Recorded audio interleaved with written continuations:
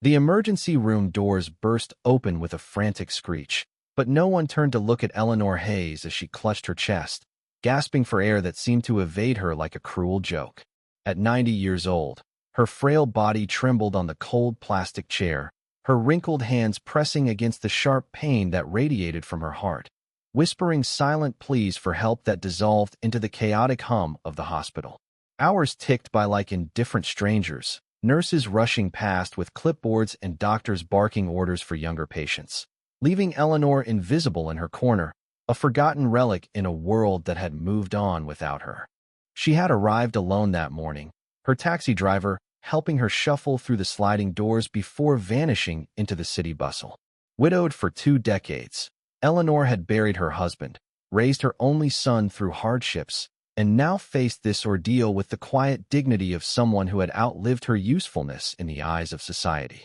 The pain had started subtly at home, a nagging ache in her chest that grew into a vice grip, forcing her to call for help. But in the waiting room, surrounded by the moans of others and the sterile scent of disinfectant, she was just another elderly face, overlooked amid the urgency of car accidents and screaming children. "Excuse me," she had murmured to a passing aide, her voice thin and quivering. "I think it's my heart." The young woman glanced briefly, muttered something about tree off, and hurried away, leaving Eleanor to wonder if this was how it ended alone, ignored, fading into oblivion. As the afternoon sun slanted through the grimy windows, casting long shadows across the linoleum floor, Eleanor's mind drifted to memories that offered fleeting comfort. She recalled the day her son, Michael, was born, his tiny cries filling the small apartment with promise. Michael had grown into a successful man, a renowned cardiologist in a distant city, but life had pulled them apart: his demanding career, her stubborn independence. They spoke on the phone occasionally, exchanges laced with love but brevity. "Mom, you should move closer," he'd say, and she'd reply, "I'm fine here, dear. Don't worry about me."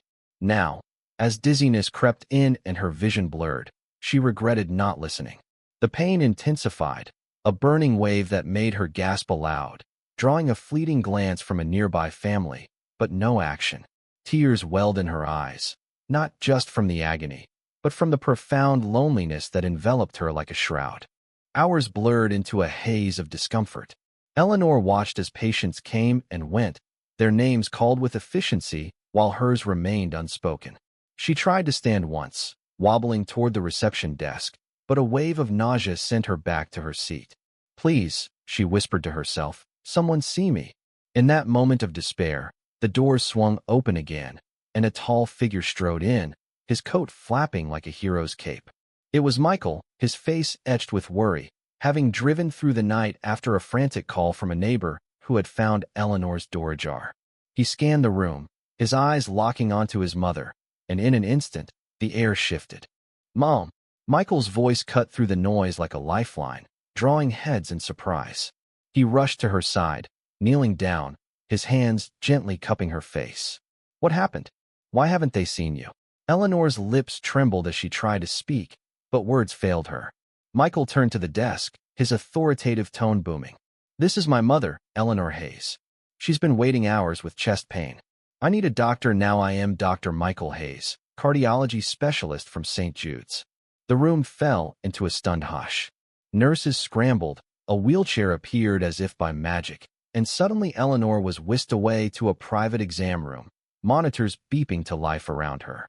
As they hooked her up to machines, Michael's presence transformed the atmosphere. Doctors who had ignored her now consulted him with respect, discussing her symptoms as if she were royalty. "Possible myocardial infarction," one said, and Michael nodded, his expertise guiding the team. Eleanor lay there, watching her son orchestrate her care, a mix of gratitude and sorrow washing over her. How had it come to this? That only his arrival could make her visible? But in his eyes, she saw the boy she raised, the one who had promised to always protect her. The test confirmed a heart attack, mild but serious at her age. As they prepared for procedures, Michael held her hand, whispering apologies for being so far away. "I should have been here sooner, Mom. I love you." Tears streamed down Eleanor's cheeks, not from pain, but from the warmth of reconnection. In the midst of machines and medical jargon, a deeper healing began, one of the heart's invisible wounds. Yet, as the evening wore on, Eleanor couldn't shake a nagging thought.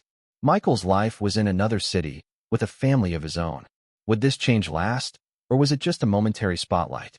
Little did she know, fate had more in store, a twist that would redefine their bond. In the quiet of her hospital room that night, Eleanor drifted into uneasy sleep, dreams weaving through her past. She saw her husband, Thomas, young and strong, laughing as they danced in their tiny kitchen. Then the war that took him too soon, leaving her to raise Michael alone. Sacrifices unspoken, nights of worry turned into years of pride as he excelled in school, scholarships paving his way to medical school. But distance grew with success. Michael's marriage, grandchildren she saw only in photos.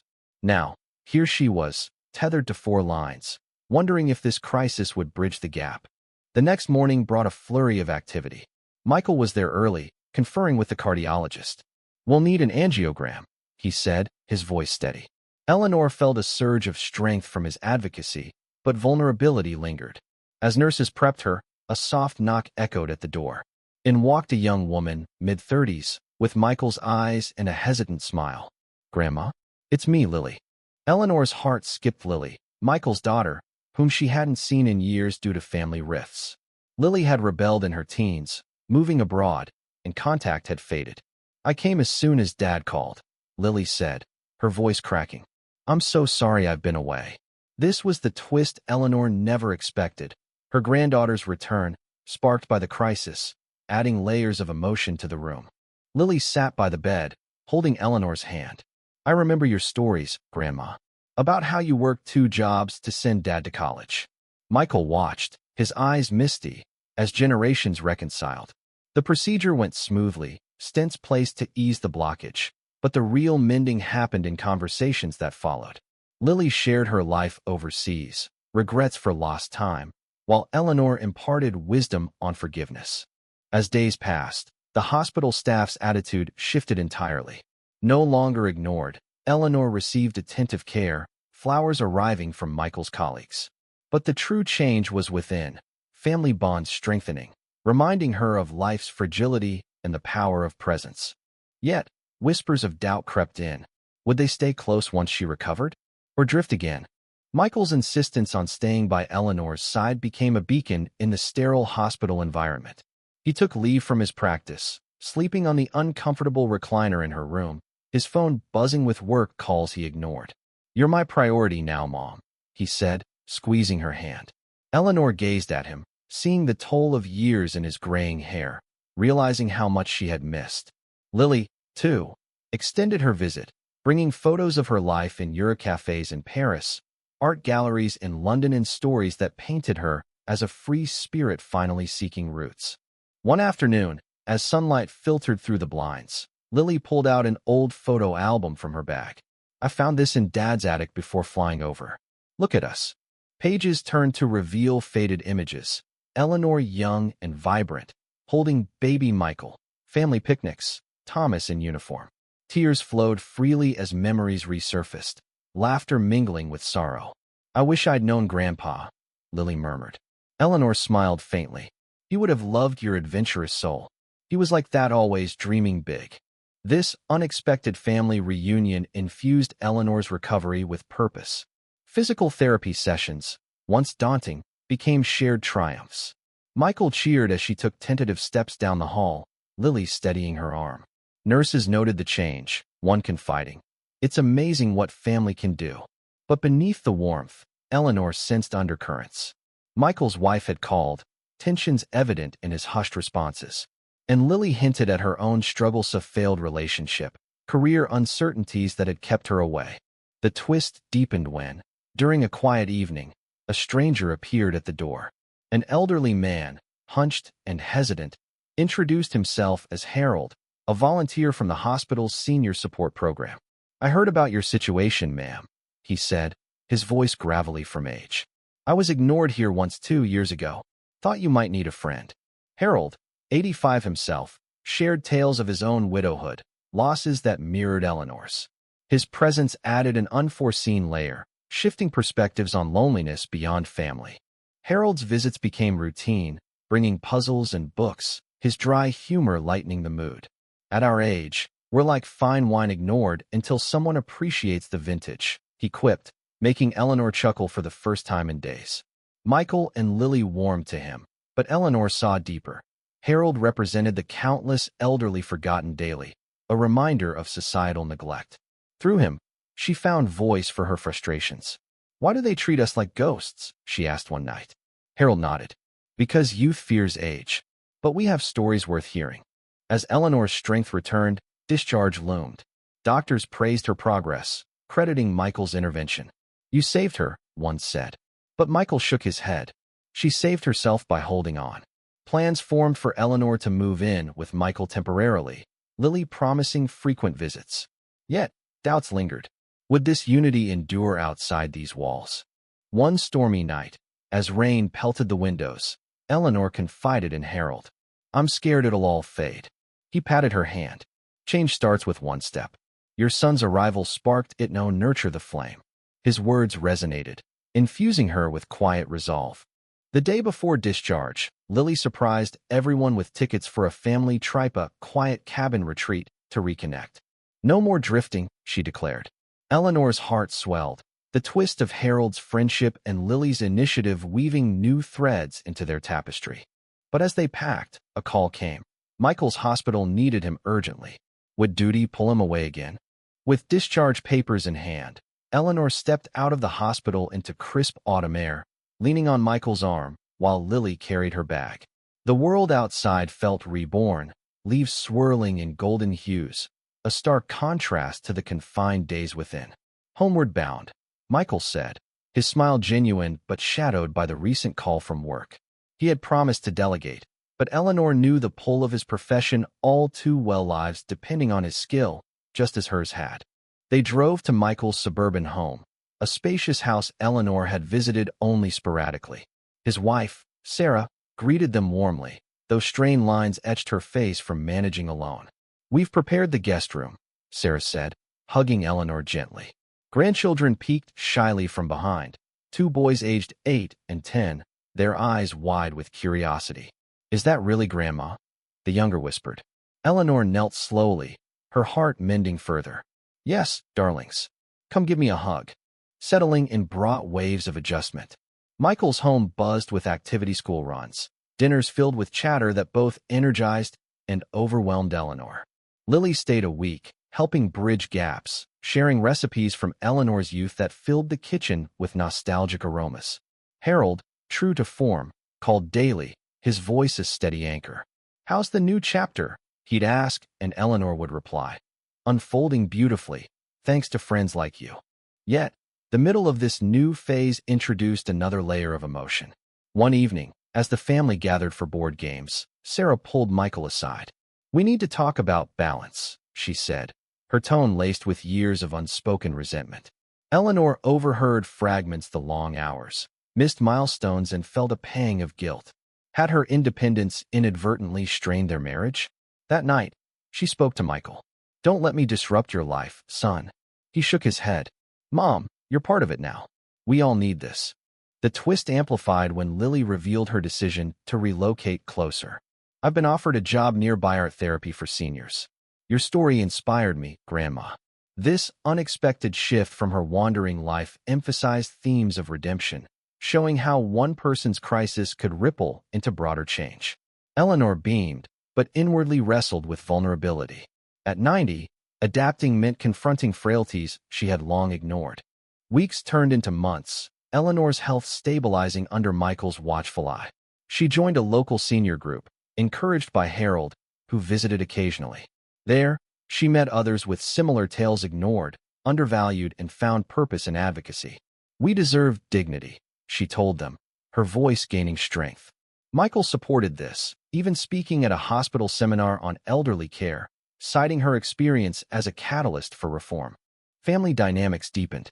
The grandchildren warmed to her stories, curling up for tales of bygone eras.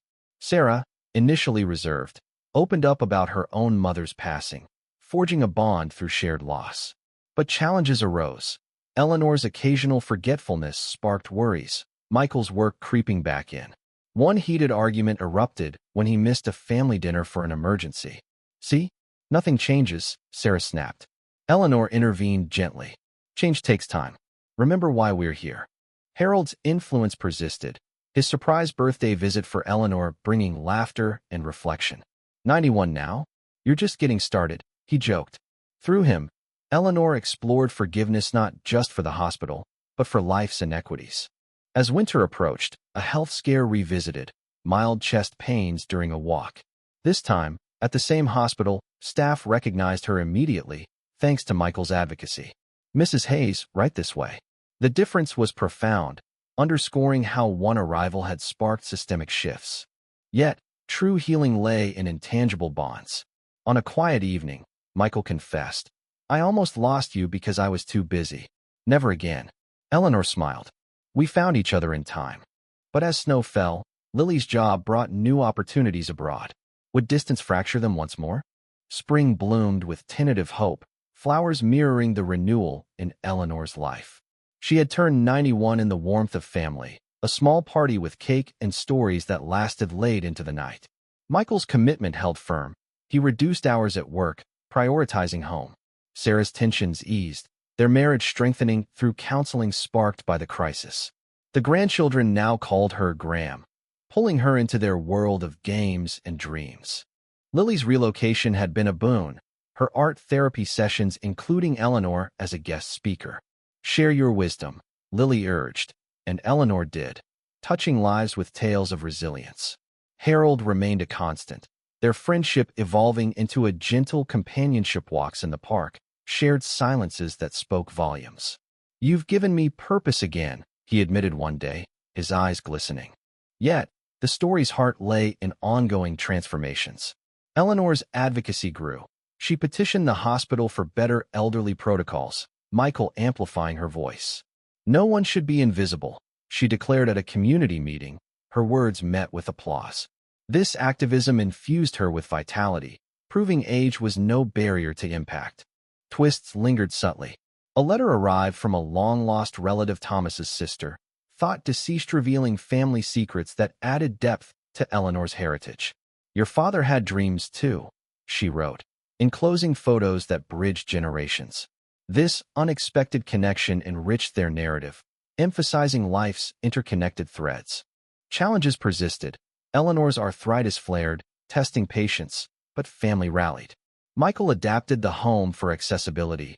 Lily designed therapeutic art spaces. Sarah shared caregiving, forging sisterly bonds. The grandchildren's school projects featured Eleanor's stories, preserving legacy. One poignant evening, as stars twinkled, Eleanor gathered them.